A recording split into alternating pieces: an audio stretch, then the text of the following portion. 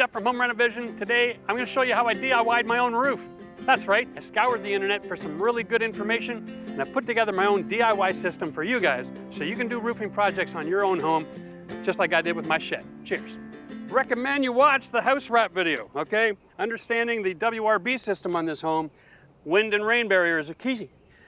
This is a 2x4, it's not a fascia board. It's actually part of my roof system, okay? This is my how should we say, my soffit build out, okay? So I have siding that can come up to this point, and we'll put a fascia board that'll cover all of that joint. I'm gonna be sealing my ridge joint and my detail here for my soffit. We're gonna put down that butyl tape. It's kind of like the deck joist tape, okay? If you can't find it. It works amazing. It'll waterproof this system before we get started with the rest of the roof. Here we go, guys. So, yeah, we're using joist tape for decks. It's a fantastic little product. We're just gonna line it out, measure it off, give or take, and then we gotta peel the backing off of this, okay?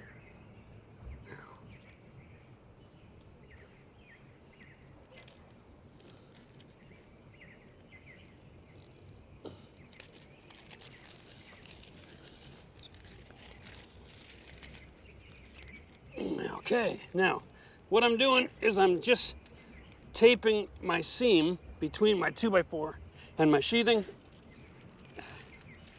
I'm just wrapping it for a good measure. In case there's ever any water under there, it always looks for the path of least resistance. This will make sure that it goes around the corner instead of underneath. There we go. Okay. Ah.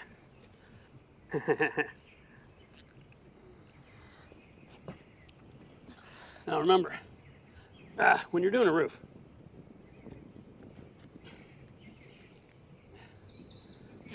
my system does not involve using metal edges. My problem with it is it's aluminum, and whenever you get a lot of heat, it tends to expand, and then you get cupping between the nails, all right?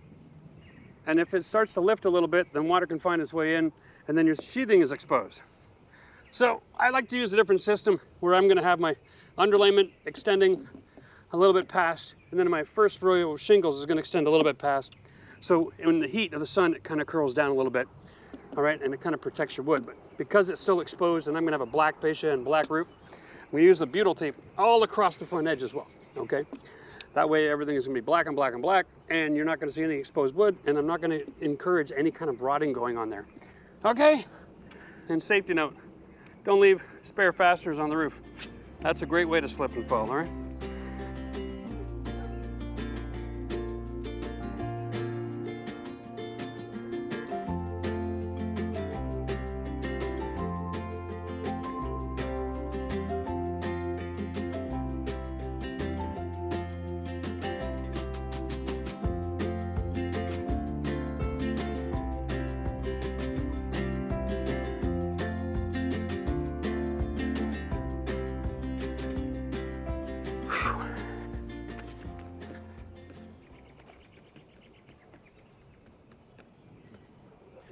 There we are.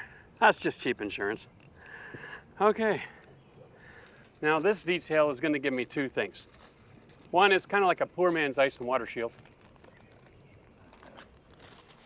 Two, it gives me the aesthetics I'm looking for.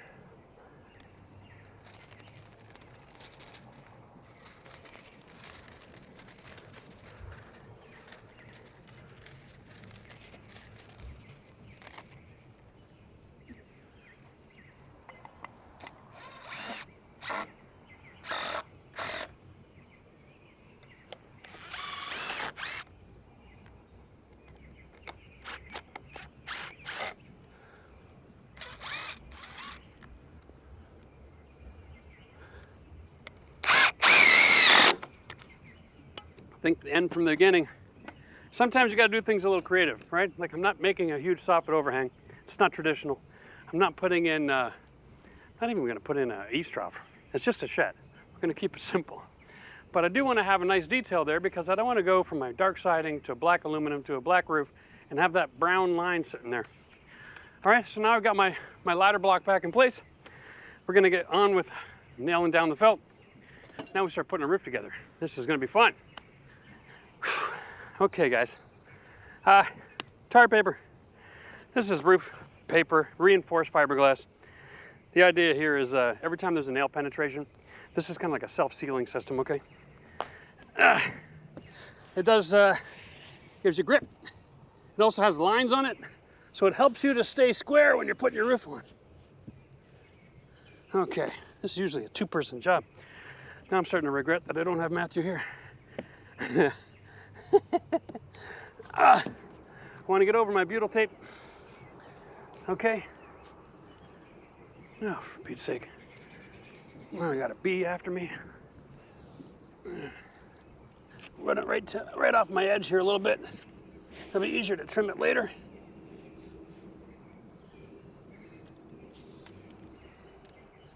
Roll it out a little bit. There we go.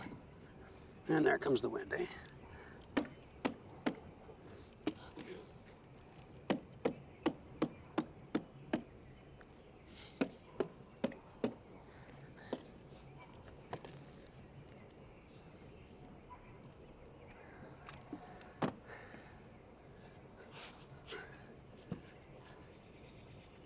Here we go.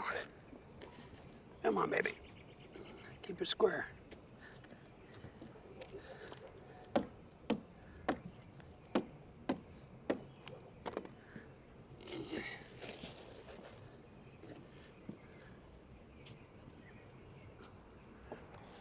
Oh.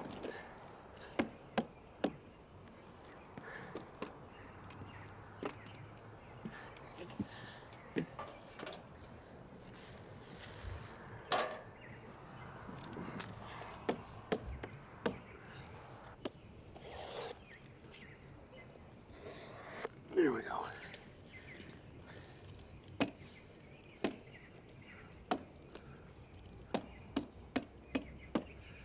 Okay. Whew. That's not bad. I mean, for a DIY roof, really the goal here is to make sure that you keep sending water the right way as a priority.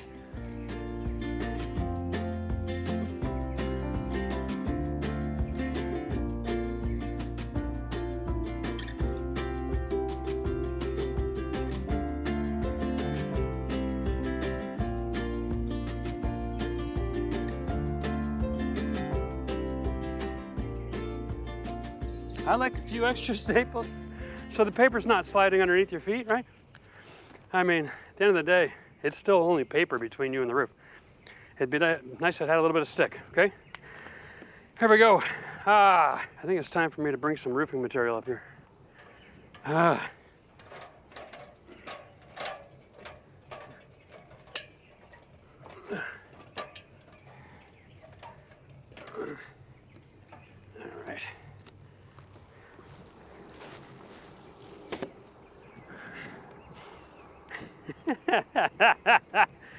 right?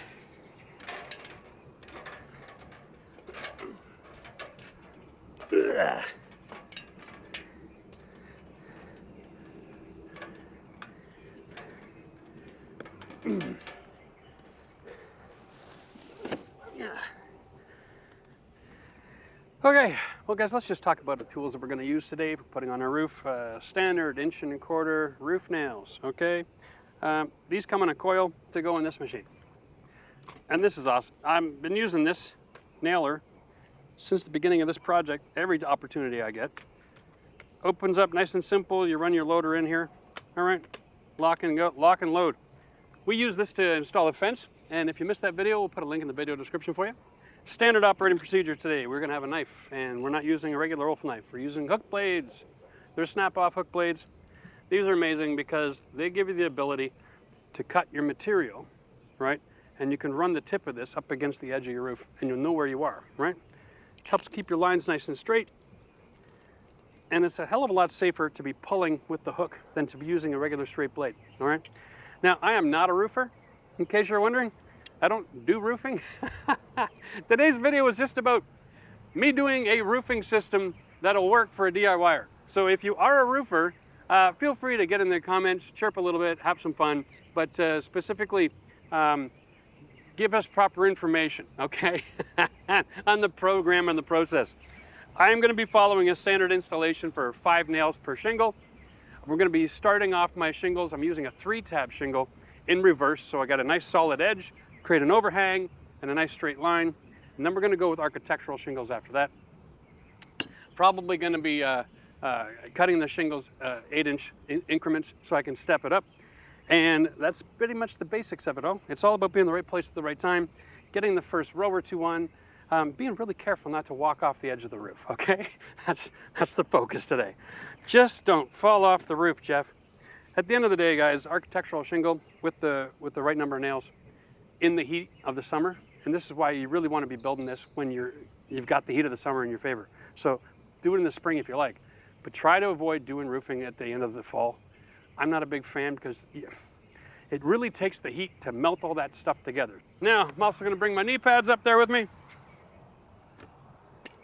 I'm probably going to do a little bit of crawling around and wish me luck. Yeah, you're not supposed to climb a ladder like this. I know. But I'm at my house, so I don't have to follow the ministry rules. There we go.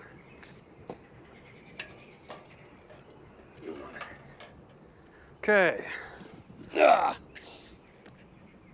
First thing is first. Sip on my knees. Like I said, first I'm starting off with 3-tab shingles. Now I picked up my roofing shingles at the Home Hardware, local building store around here. They carry just about everything. It's black on black, 2-tone. Let's just take a quick look. This is architectural shingle. It's layered laminate, okay? So it's more than just one piece of roofing. Gives a lot more strength against the wind versus a traditional 3-tab shingle, which is just one ply, okay? So what we're doing here is we're going to use the 3-tab, which is cheaper because I need a straight edge. So instead of putting it on like traditional roofing tiles, we're going backwards. Here's our start. All right. Now, I'm going to cut this stuff here.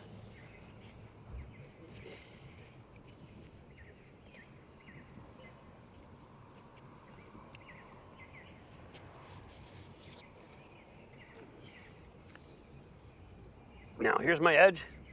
I'm intentionally making my shingle about a 1/4 inch past the edge on all these sides. I'm going to nail it in.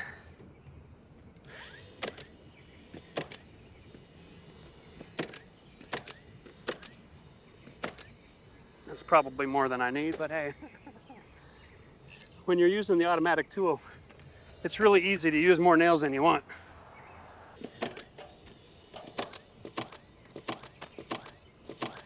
I'm also overlapping this corner here. Going flush there. Give myself another 1/4 inch overlap here. Okay.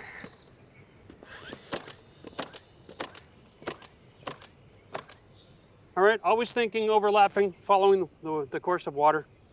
All right, you're starting to see the wisdom behind the pitch of the roof that I chose here, right? Never a bad idea to have a nice gentle slope.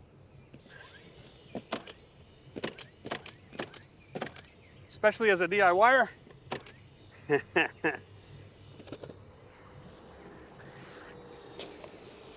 right. Go. We'll just line that up, get our overhang. Nice.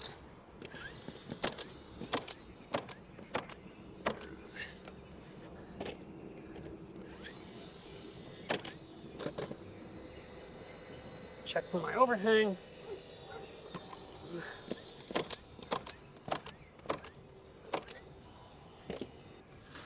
That's a little bit more than I wanted.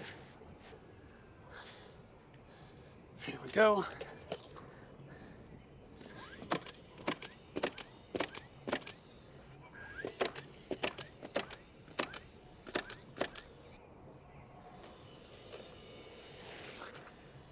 Da-da-da-da-dee.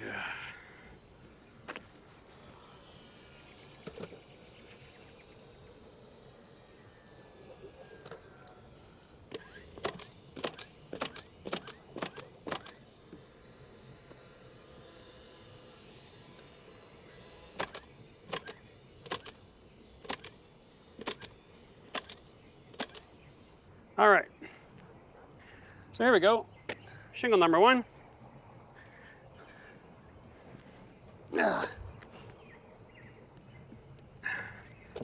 Okay. Now again. Oh, I gotta, let's get my knife here first.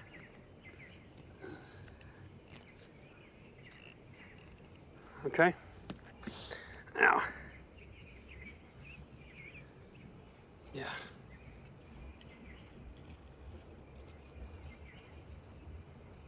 The hook blade cuts like butter. Just awesome.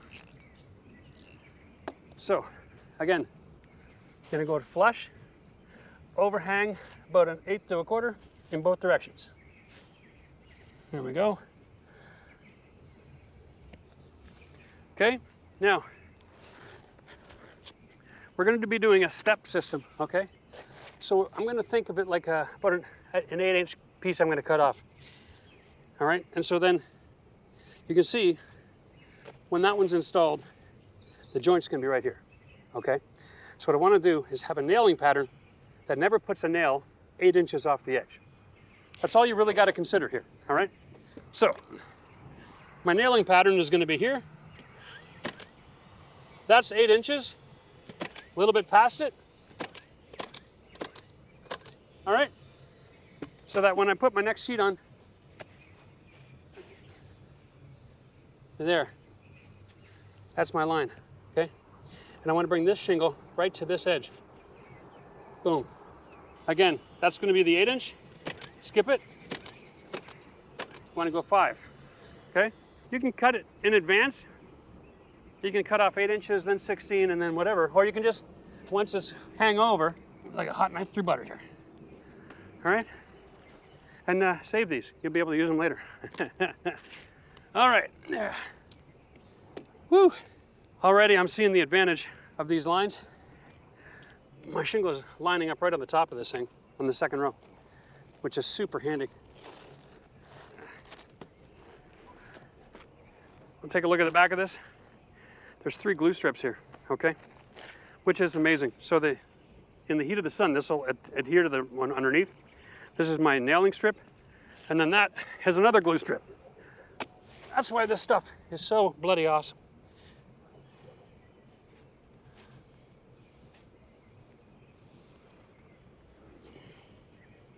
Okay.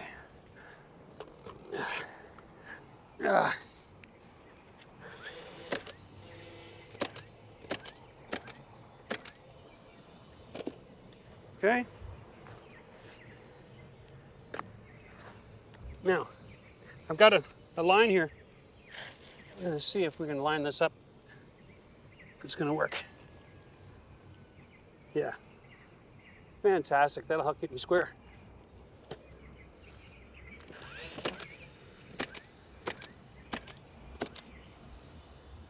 All right. Oh, dear Lord. That corner's gone to junk. We're going to save all these shingles for the other end.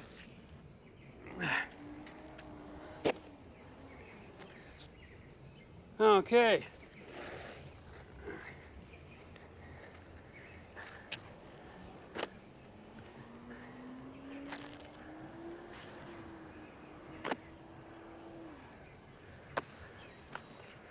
Wow. Ah.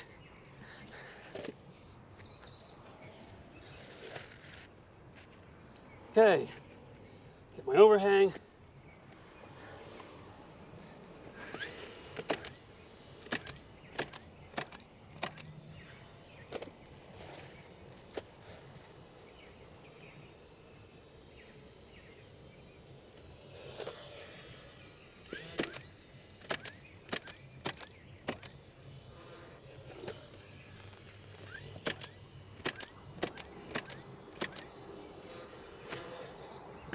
Now I know all the roofers out there, you're gonna do 5, 6 layers of step. So every time you move, you're putting 5 shingles down, it's more efficient. I'm just trying to be really focused on not falling off the roof. just get my butt away from the edge, right out of the gate here.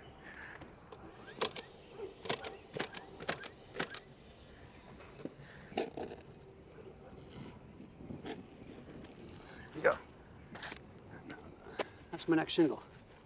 Right there. Okay. Beautiful. 16, 18. I'm using my leftovers here now. Yeah, that's perfect. Okay. Ooh. Hey. All right.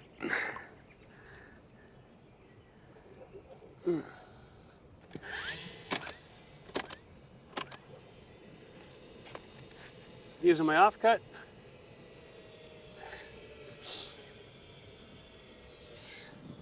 Yeah, you know what?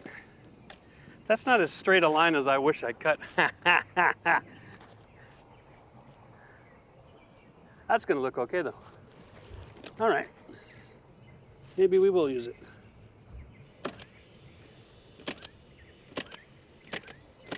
For a guy that doesn't do roofing, I'm finding it weird how quick you get comfortable up here.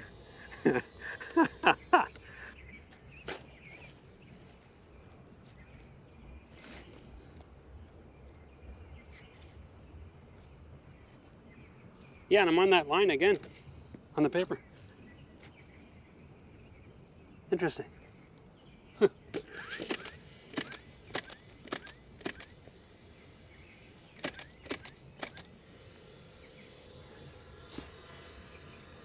Okay. Well, I ain't gonna win no speed roofing contest, that's for sure.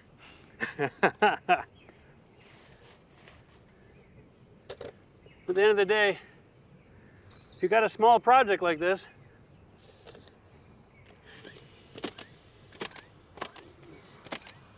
and you keep the pitch of your roof nice and 412 or under, this works.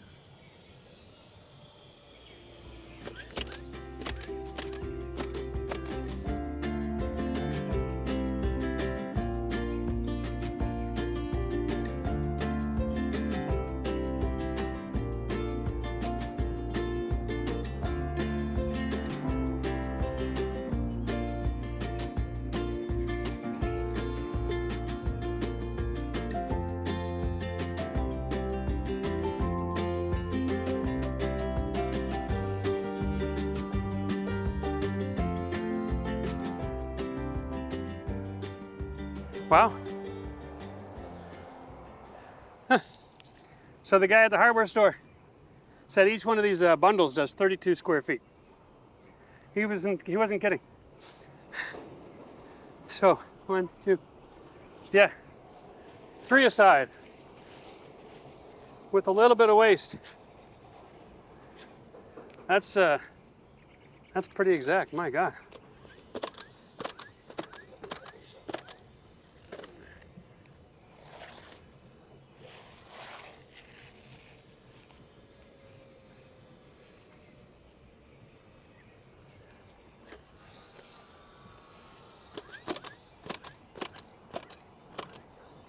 So while I got over to the corner here, by the corner of my eye, I see a nail sticking out.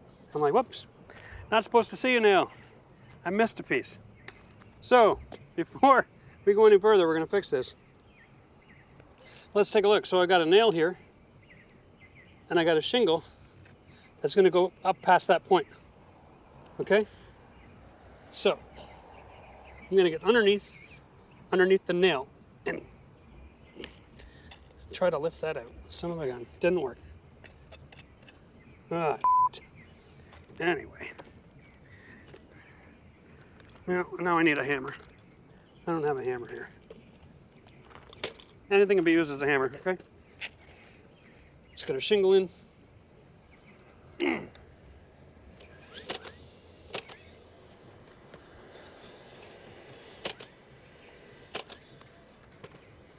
And then we trim.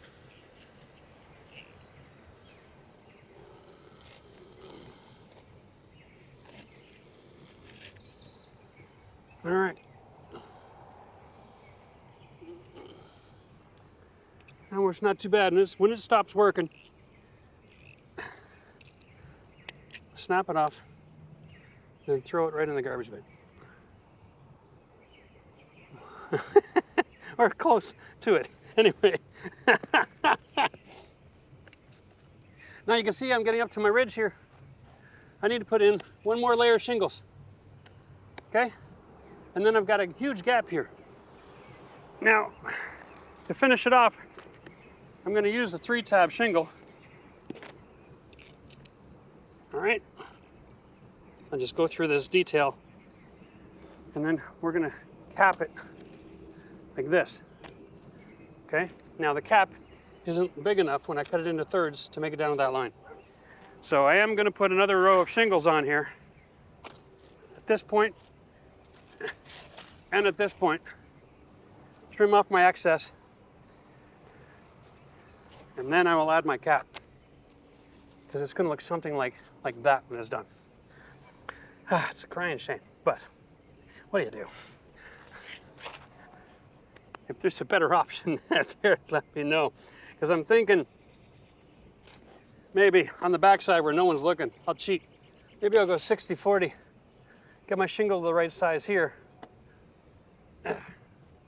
We'll have to get the other side done first and see what the best way to finish that off is. I'll keep you updated.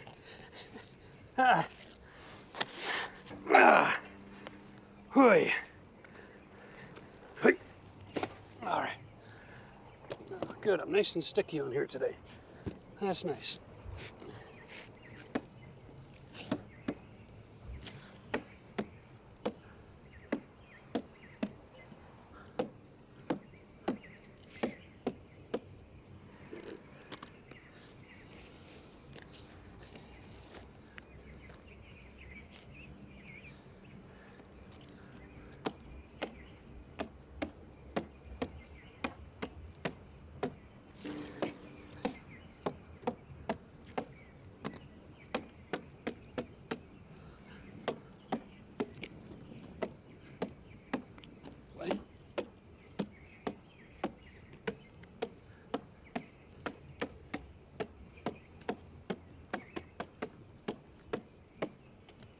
All right. Still got a full charge on this battery, it says. Not bad.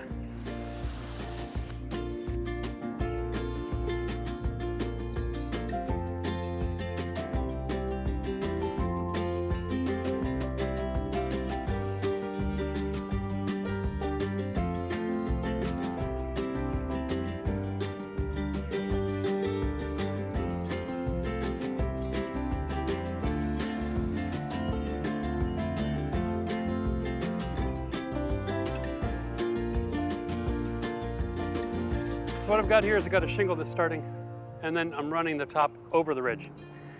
That'll act like a seal. It's just going to look like hell. So the way we're going to finish is we take the 3 tabs now, and we're going to cap this, but I'm going to run this instead of 50-50, I'm going to go 60-40. So on the front side of the building, I'm going right to the shingle line, and the back side, I've got an odd line, but it's on the back side of the building. So if you're going to have an ugly spot, have it on the back of the house.